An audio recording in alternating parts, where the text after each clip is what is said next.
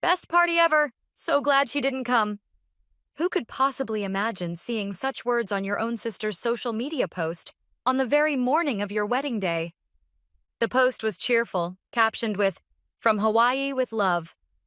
Maybe, I thought for a moment, this was all part of some elaborate surprise for the wedding. Any second now, the door to this room might burst open, everyone laughing and shouting, "Surprise!" But the cruel reality was written right there in the timestamp. Just now, they were in Hawaii and I was in New York. When I swiped through the story, a flood of happy videos filled my screen.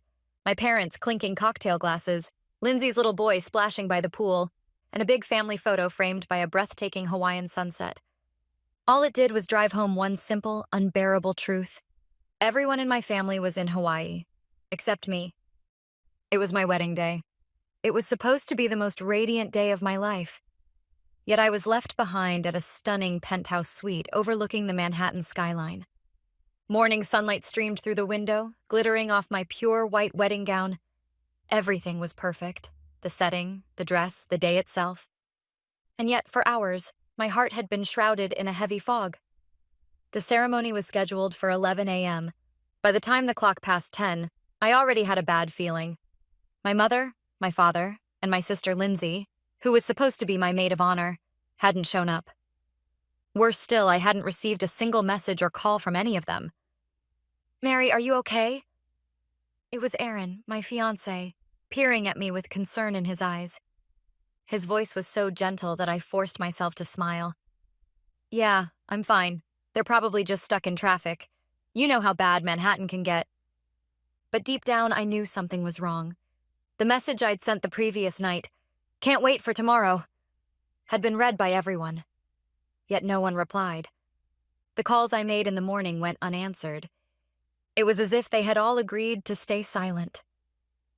Unable to shake the growing dread, I picked up my phone and, almost without thinking, opened my sister Lindsay's social media account. What I saw caught my breath. A brilliant blue sky, an emerald sea, and my entire family beaming on a white sandy beach. My father in an aloha shirt, his arm around my mother. Lindsay held her son, leaning close to them, smiling like she hadn't a care in the world. It felt like being struck in the head. I wanted to believe it was some kind of sick joke, but I could feel the blood drain from my body.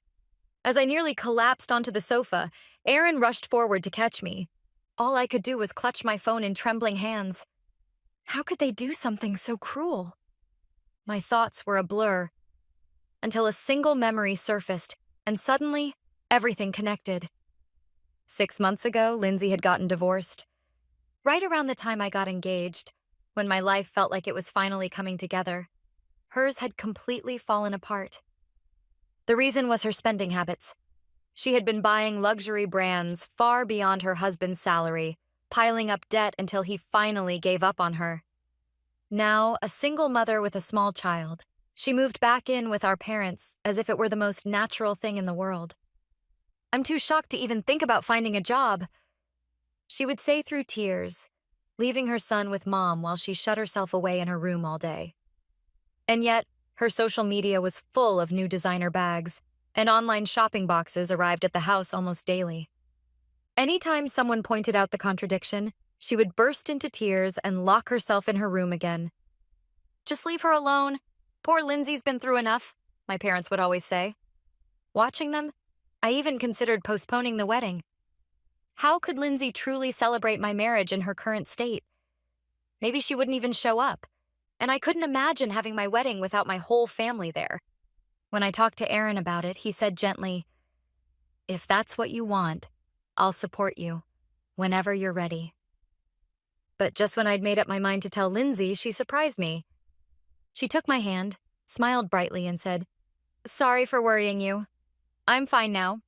Really, don't worry about me, okay? I'm going to make sure your wedding becomes a day you'll never forget.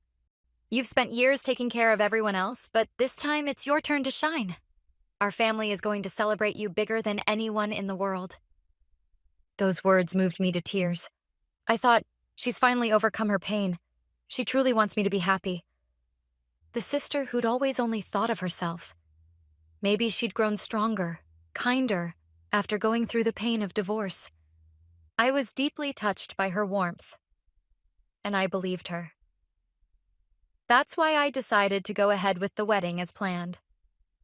Never in my wildest dreams did I imagine that her promise of an unforgettable day would come true in such a cruel, nightmarish way. It was all an act of spite, a wounded sister's way of lashing out at me, the one standing at the peak of her happiness. And my parents, blinded by their pity for her, were willing to sacrifice even their eldest daughter's most important day just to comfort the poor one.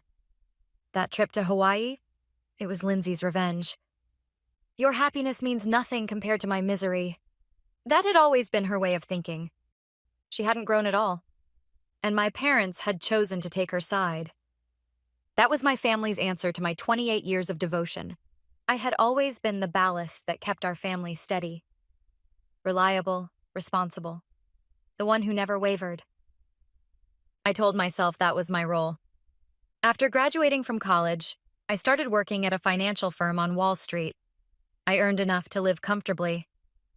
So when my father's small business ran into trouble, I helped him out. When my mother's chronic illness worsened, I handed her my credit card and said, "Don't worry about the medical bills. You deserve the best care." I remembered every birthday, planned every anniversary, and organized family dinners on holidays, the ones everyone else found too bothersome. Mary's so dependable. Mary always has it together. Those words, once full of praise, had quietly turned into chains that bound me. That's why this wedding meant so much. For the first time in my life, I could be the one receiving care, not giving it. Somewhere deep down, I believed this would be the day all my years of devotion were finally rewarded. Why? The word escaped my trembling lips. Aaron came up behind me and wrapped his arms around me. "Mary, this isn't your fault. None of it is your fault." His warmth slowly thawed the ice inside my chest, but the tears wouldn't come. When sorrow reaches its limit, it transforms into a quiet, burning anger. Just then, there was a knock on the suite door. Aaron's parents stepped in. The moment they saw me, they seemed to understand everything without a word. Aaron's mother sat beside me and gently took my hand. "Mary, you're family to us now. No matter what happens, we're on your side." Her words filled me with warmth. Yes, I have a family, a new one. People who truly love me, who cherish me for who I am. I stood up slowly and faced the mirror. My eyes were swollen from crying, but deep within them there was a steady light. "Aaron, let's have the ceremony. I don't want to cancel it." When I turned around, Aaron's eyes widened in surprise as he looked at me. "Sure, the seats for my family will be empty, but that's fine. I want to make my vows with just you and your parents. Here." Even to my own ears, my voice sounded calm, resolute. This wasn't a declaration of defeat. It was my declaration of independence. The wedding was quiet and intimate. It had always been planned as a small, family-only ceremony, which in hindsight was a blessing. We didn't invite many guests. Because of that, my family's sudden absence didn't cause any inconvenience to anyone else. Only 4 people were there: the bride, the groom, and Aaron's parents. But the emptiness of those unoccupied seats, my family's seats, weighed heavily in the room, like a silent void. And yet, strangely, I didn't feel lonely. Aaron's hand was clasped firmly around mine, his parents watching us with warm, loving eyes. It felt as though only the things that truly mattered were present in that space. After the ceremony, we had a small dinner at a fine restaurant in Manhattan. Aaron's parents treated me as if I were their own daughter, showering me with warmth and complimenting the ceremony over and over. That night, back in the hotel room, I opened the camera roll on my phone and selected a few photos from the day. A photo of me in my pure white wedding dress, smiling happily beside Aaron in his tuxedo. Another of the 4 of us, Aaron's parents and us, raising our champagne glasses in a toast. Then I uploaded them to social media. The caption was short, but filled with resolve. Today, I vowed a lifetime of love. With the best family beside me, I begin a new life. A farewell to my old family. A beginning with my new one. Every bit of that quiet determination was contained in those few words. When I pressed post, I felt a strange lightness, as though I had finally shed a heavy suit of armor I'd been carrying for years. It's over. I'm done looking back. That's what I promised myself. until a sudden thought crossed my mind. The credit card I'd given my mother. It was meant only for her medical expenses. Surely not. But just to be safe, I decided to check the statement. When the transaction history appeared on the screen, my breath caught in my throat. Location, Honolulu 5-star resort at Waikiki Beach. Details, Ocean View Suite, 3 nights. Location, Michelin-starred seafood restaurant. Details, dinner course for 3. Line after line, all luxury charges from Hawaii. The total had already exceeded my monthly salary. The money I'd worked so hard to earn had been spent on a lavish vacation by the very people who had betrayed me. I could feel my fingertips turning cold with anger. Immediately, I called the credit card company and froze the account. When the operator confirmed the cancellation, I felt an almost peaceful calm settle over me. 2 days later in the morning, when I woke up, my phone screen was flooded with missed call notifications. 63 in total. Every single one from my family, spanning from last night to this morning. First my mother, then Lindsay, then my father, then my mother again. Each voicemail was laced with panic and irritation. "Mary, enough of this! What on earth happened? You owe us an explanation!" My mother's voice was shrill, on the edge of hysteria. Lindsay's message was even more aggressive. "What the hell are you doing? You ruined our vacation. Do you have any idea how humiliating it was when the card got declined?" It was as if I were the one at fault. All I could do was laugh. And then came my father's message, short but laced with threat. "Call me back, now, or you'll regret it." The moment I heard those words, something inside me snapped. I stood up quietly and went to the closet, pulling out a cardboard box from the back. Inside were mementos of my family. Childhood photos. The first fountain pen my father had ever given me. One by one, I placed them into a trash bag. When I finished, my heart felt still and clear. No more letting their words hurt me. No more trying to meet their expectations. From now on, I would live my life with people who truly loved me. I deleted every missed call and voicemail. Then I blocked all their phone numbers and social media accounts. The next evening, as Aaron and I sat down for dinner, enjoying a quiet, peaceful meal, my phone lit up again. It was a call from my aunt, someone who rarely ever called. A wave of unease washed over me as I answered. "Hello, Mary? Oh, thank God!" Her voice was panicked, rushed, almost incoherent. "It's awful! About half an hour ago, your father called me from Hawaii. It's chaos over there. I could hear your mother crying and Lindsay yelling in the background. Your father was furious, shouting, 'They wouldn't take my card at the restaurant. We've been humiliated. The hotel's about to kick us out.'" It was madness. She barely stopped to breathe before continuing. "He said, 'Mary canceled the card out of nowhere. She's trying to leave us stranded here.' And when they couldn't reach you, they started calling every relative they could, saying Mary's having a breakdown. Please lend us money. What on earth happened? Is it true? Did you really?" I gripped the phone tightly, took a deep breath, and answered in a calm, steady voice. "Aunt, please listen carefully. Yes, I'm the one who froze the card." "What? Why would you do something like that?" "Do you know what day it was, 2 days ago?" I cut in gently before she could continue. "It was my wedding day. The reason they're in Hawaii is because they deliberately chose to abandon my wedding. And that trip, every cent of it was paid for with my card." I heard her gasp on the other end of the line. The silence that followed said everything. "So please don't lend them a single penny.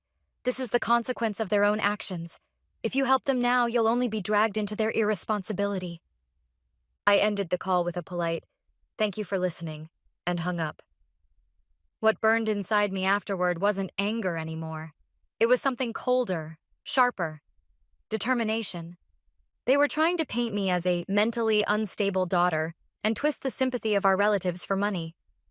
If that's how they wanted to play it, then I would bring the truth into the light. I unlocked my phone and began typing a new post on social media. To all my friends and relatives who have reached out with concern after noticing that my family wasn't present at my wedding 2 days ago, I'd like to explain. My parents and sister were having a vacation in Hawaii on the day of my wedding ceremony. The photo below was posted by my sister. I added a screenshot clearly showing that cruel caption. Best party ever. So glad she didn't come. As the second photo. They are now in financial distress because I froze the credit card they were using. They've been calling relatives for loans, claiming I'm mentally unstable. The truth is, as stated above.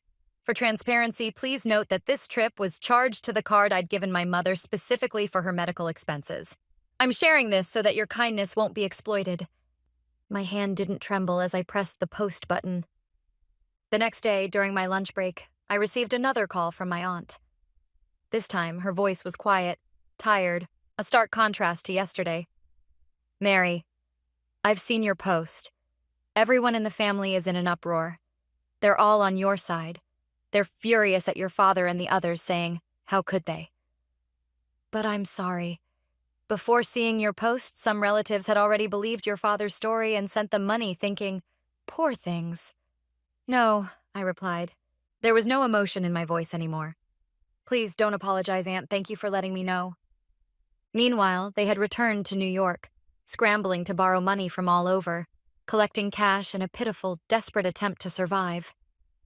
I could easily imagine that their hearts were filled not with gratitude or remorse, but with a dark, seething rage aimed at me.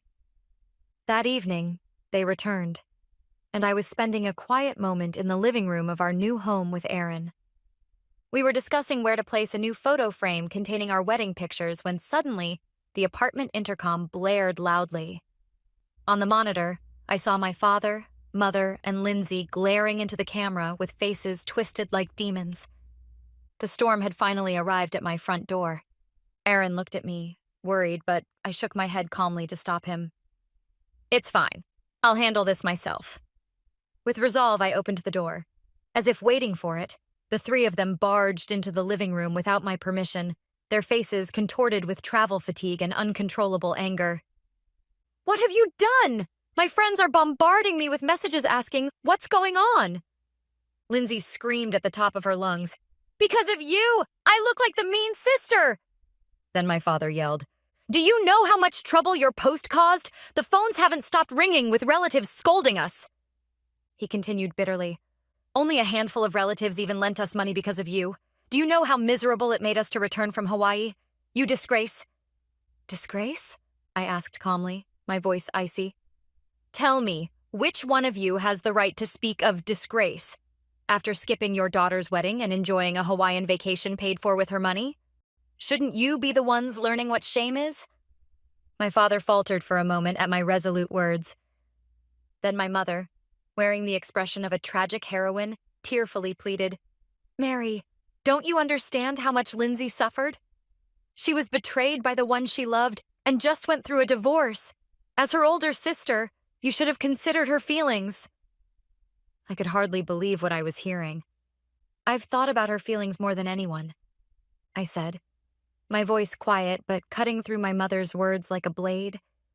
That's exactly why I seriously considered postponing the wedding.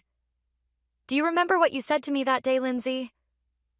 I fixed my gaze on her, sharp and unwavering, every syllable laced with controlled fury. You said, don't worry about me, I'll make sure it's a day you'll never forget. I believed you, Lindsay. I thought those words came from kindness, from strength. But they were nothing but a lie, weren't they? A deliberate, malicious lie meant to lull me into trusting you, so you could push me off the cliff at the cruelest possible moment. Lindsay's face twisted, her confidence faltering for a heartbeat before she snapped back, shouting defiantly, Yeah, that's right. Why should you get to be the only one who's happy? You deserve to know what it feels like. So it was jealousy. Nothing more, nothing less. Your feelings? My tone turned to ice. You mean the feelings of someone whose husband left because of her own spending habits, and who then made me pay for her debts? Lindsay's face went crimson. She fell silent, biting her lip hard. Predictably, my mother jumped in, looking at me as though I'd just committed an unforgivable sin. How could you say something so cruel? Lindsay's still devastated from the divorce. She needed that trip. My father followed, nodding in agreement. We went to Hawaii to cheer her up. The tickets just happened to be for the same date as your wedding. It couldn't be helped. I let out a short, humorless laugh. Really? A broken-hearted woman checking release dates for the latest designer handbags? Don't make me laugh. Whenever things get inconvenient, she plays the poor me card, hides behind your pity, and dodges responsibility. Isn't that right, Lindsay? I took a step closer. But that act is over. It won't work on me anymore. And I'm done putting up with both of you going along with that farce.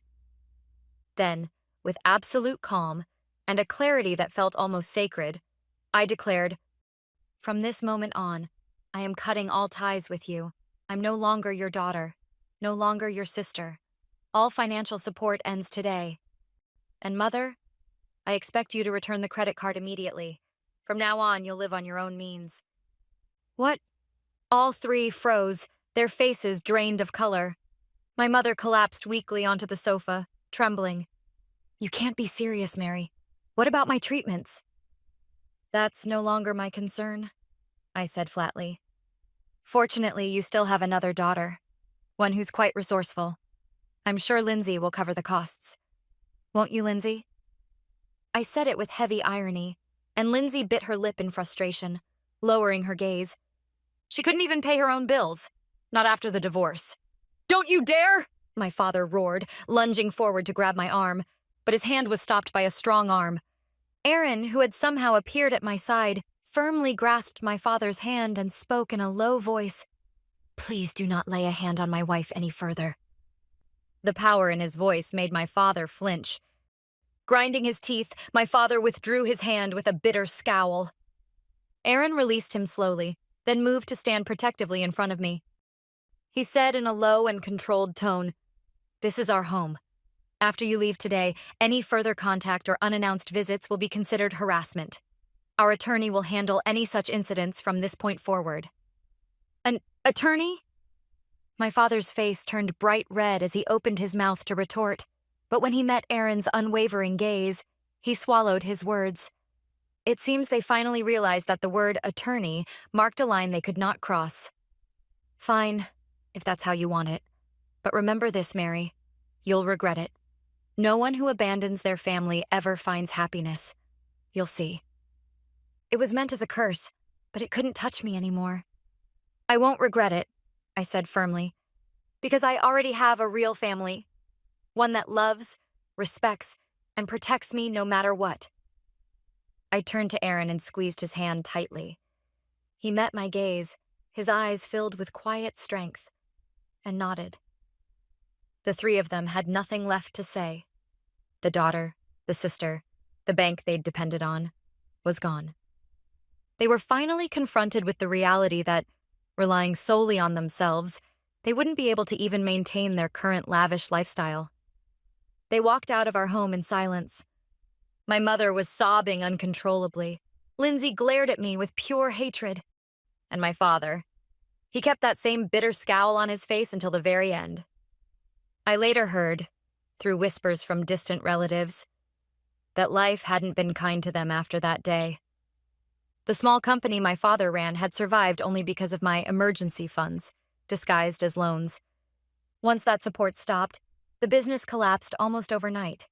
They lost the house soon after, and now live together in a cramped apartment downtown, clinging to each other to survive. The money they'd borrowed from relatives for their Hawaiian vacation became a heavy chain around their necks. To repay it, my parents burned through what little savings they had left, and their reputation among the family was ruined beyond repair. But the one who changed the most was Lindsay. For years, she had hidden behind her divorce, refusing to work, living off my parents' dwindling resources. Now, with nothing left to lean on, she had no choice but to stand on her own feet. The designer handbags that once filled her closet were long gone. I heard she now works tirelessly as a waitress at a small cafe trying to raise her young son. But all of it was nothing more than the consequence of their own selfish actions. One afternoon, 6 months later, an envelope arrived. There was no sender's name. When I opened it, I saw handwriting I knew well. My mother's. To Mary, I still remember the day you were born. You were so small, so warm, so fragile that I was afraid to even hold you. We loved you, truly. Where did we go wrong? As I read those words, tears fell from my eyes for the first time. They were not tears of forgiveness, nor were they tears of hatred. They were for something that once truly existed. The warm, irreplaceable bond we used to call family. For the foolish people who destroyed it with their own hands, and for the former self who had finally broken free from that chain and found a new life. I closed the letter and placed it deep inside my closet. I will never open it again. My life goes on, with Aaron and his kind, loving parents, and someday with the new family that we are building together. The past cannot be erased completely, but it can be overcome. And I swear to myself with all my heart that I would protect the happiness I have grasped with my own hands, no matter what may come.